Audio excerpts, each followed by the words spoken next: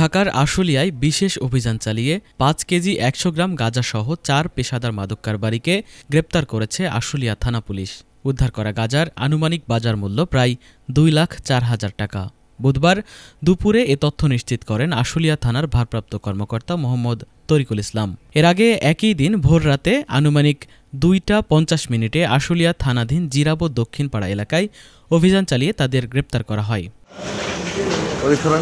Police জানায়, ঢাকা জেলার police super Shamima পারভীনের সার্বিক দিকনির্দেশনায় এবং আশুলিয়া থানার ভারপ্রাপ্ত কর্মকর্তা মোহাম্মদ তরিকুল ইসলামের নেতৃত্বে এসআই মোহাম্মদ নূর আমিন সঙ্গীয় ফোর্স নিয়ে অভিযান পরিচালনা করেন।